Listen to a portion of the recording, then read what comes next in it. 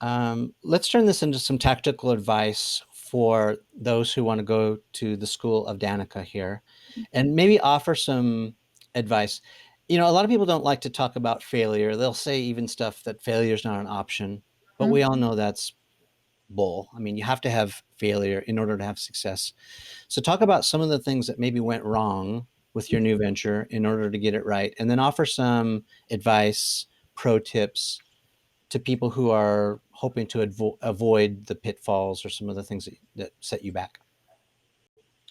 I just think at the core of whatever it is that you do, if it's not something you're passionate about and love to do, it's on time. It's on a clock. You're either going to get sick of it, you're going to set yourself up to be fired or fail. I think that people actually get themselves fired because they want to be sometimes, because they literally Yeah. aren't happy. Like they self sabotage themselves out Yeah. of the job so that it makes the decision easier for them. Yeah. Um, I think that, so I think you really need to love what you're doing. It's like, it's kind of the essence of the vulnerability that you shared, right? It has to be so real for it to resonate, for it to be something that you want to do. So for me, racing was that thing that started me off and showed me that was that I had such an unfailing love and drive to make it work that there are tons of things along the way that should have detoured me and made it not happen. But I just kept a lot of, as I called it when I was a kid, blind faith, which is just a trust essentially and a believing that and a belief that something is going to work out. Yeah.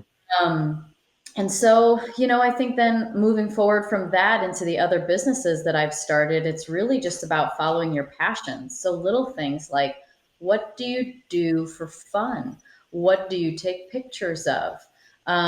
What do you like? I think one of the most valuable things that you can really do to start to create an awareness for yourself about what that answer to that is, what you do love, is to spend a little time alone. And I'm not saying you have to be like alone, alone, alone, alone for a long time, but you need some alone time. You need to know, Mhm. you need to have a few days in a row where you go, what am I going to do with my time? And Yeah. then you're really pinched and forced to fill that time with something that you enjoy.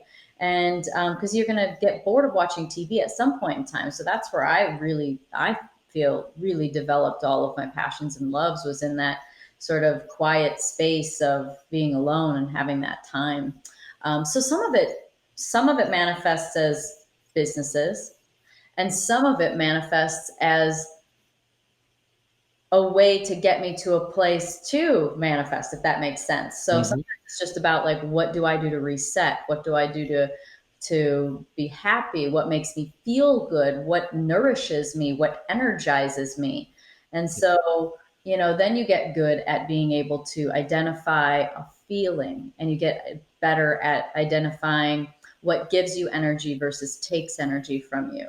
And Yeah. so once you start to understand the flow and your energy, and then you'll so much. So we started off with it, so it's only appropriate that it kind of wraps around and comes full circle.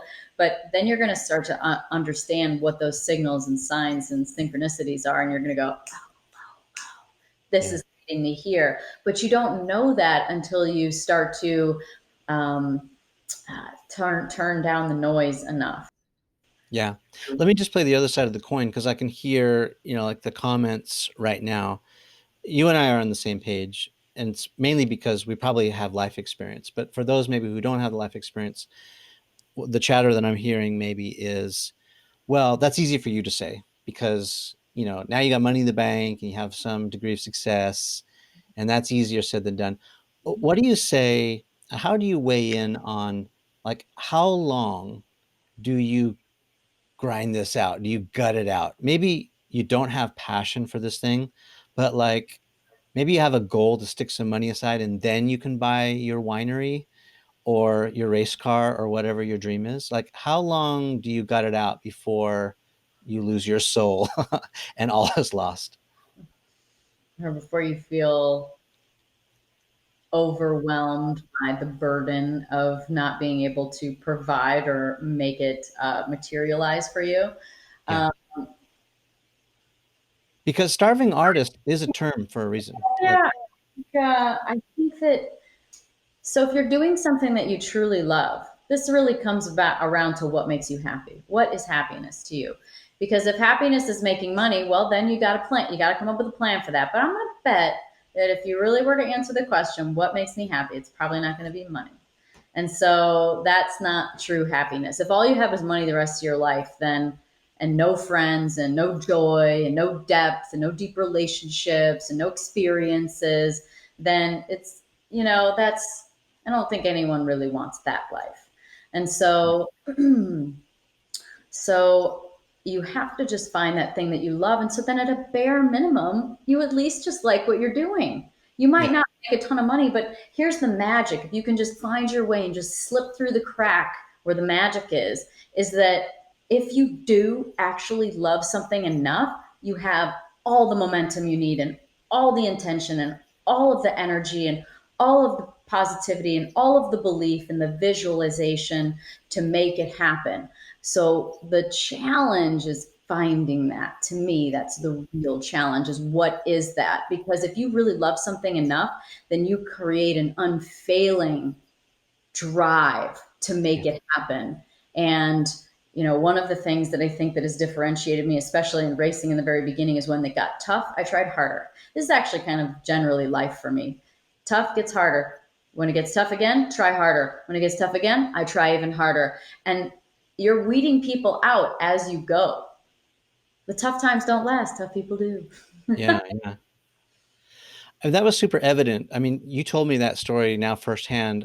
I mean, I witnessed it. I could almost feel it as I was watching you on TV that you were being squeezed and there's a lot of pressure on you. If I could add a little bit to that advice and even answer my own question, I would say I think you're spot on with the finding what you love to do, but I would add that it's about proximity. So yeah, you're not going to be champion race car driver Danica Patrick right out of the gate, but guess what? You could be the person that fills her tires or shines her shoes or gets her coffee, or and you could be in proximity of Danica and it gets you a little bit closer to your dream if you want to be a race car driver or if you want to be, have a vineyard. You could go work in a restaurant and file the corks and clean the bottles and start at the bottom, but get in proximity of either the people or the kinds of work that you want to do. And then it's amazing how, if you're actually good, really good things happen. No. I think that that is an excellent way to um, expand on what makes it possible.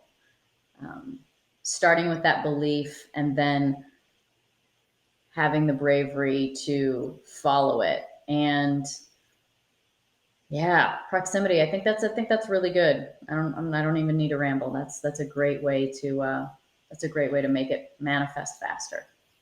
And I would just say to anyone who's struggling with the fear of it, you just have to go and you have to try. Like so many people will say, "Oh, I could never do that." Whether it's because of pride, like I'm not going to fill her tires up with air. I want to be the champion out of the gate. It's like, we all have to start somewhere, and not all of us have dads who are professional race car, drivers. Some of us, you got to start from scratch. And so I think it's okay to start from scratch. But like, if you're talented, the cream does rise and you get opportunities when you're in the right place. It's amazing. Mm-hmm.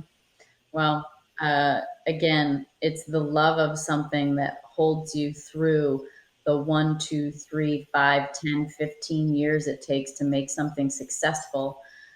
Because if your goal is money, then there's probably going to be some point in time in those 1, 2, 3, 5, 10, 15 years Mhm. that you're going to quit because you didn't find it.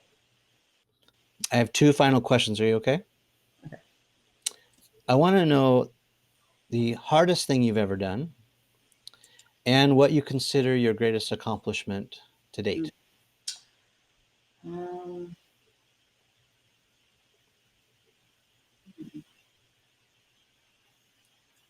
Hardest thing I've ever done.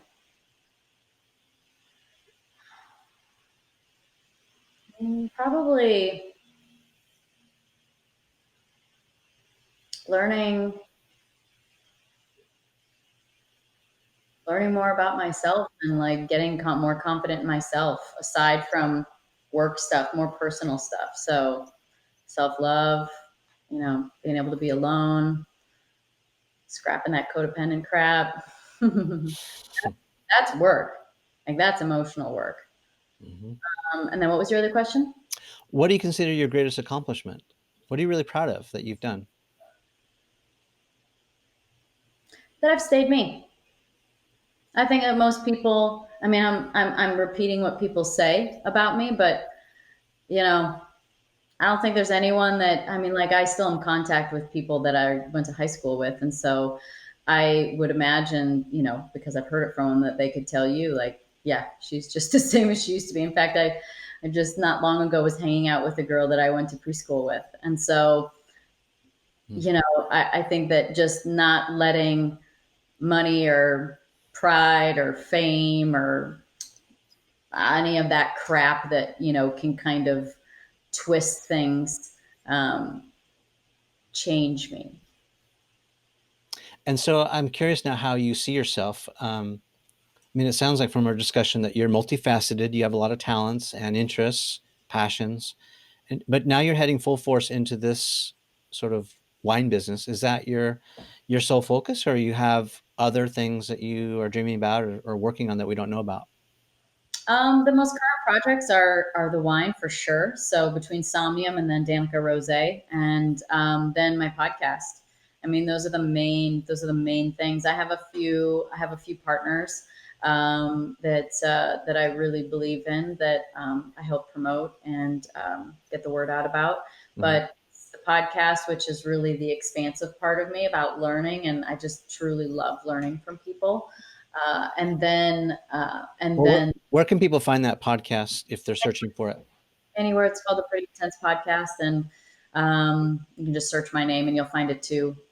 So anywhere you listen to podcasts, you can find it. And then the wine. So the wine keeps me busy with whether it be interviews or working on the blend and tasting or going to events. So um, those are the things that keep me really busy, and the rest of it is honestly it's just the self-care stuff that gives me, like I said earlier, gives me the capacity and the space and the drive and the interest and the love and passion to address those things in a wholehearted way, um, like walking my dogs and working out and enjoying a cup of coffee outside and Mhm. trips with my friends or myself and reading books and listening to podcasts and watching YouTube videos. All that stuff is like sort of the inner cultivation that then allows me to externalize in the ways that I explain. It's so smart. You know, a lot of us are into physical fitness. We go to the gym, we work out, whatever. Not a lot of us are probably focused on mental fitness, and that's kind of what you're talking about. Yeah, I think at the core of everything, I mean, I think the best thing if you're at all interested in sort of the stuff that we were talking about here today, I interviewed Joe Dispenza, and so there's 2 episodes because it was so juicy, all the information that I split it into 2 episodes. But it's all about neuroplasticity and retraining your brain. And I just got done reading his Breaking the Habit of Being Yourself book. So yeah, if you're interested, because we've got to reprogram those cells somehow, and we do it through quiet, calm meditation and repetition. Yeah. Well, I'm personally impressed. I'm not just saying that because we're talking, but you know, a lot of people will probably be surprised that you can be the charger, the aggressive, cutthroat racer competitor um, that you are, and also be an empath and a good listener, and discover yourself, and you know do these other amazing things. So I wish you nothing but success. Thanks so much for being with us, and I guess this is a pretty good place to cut.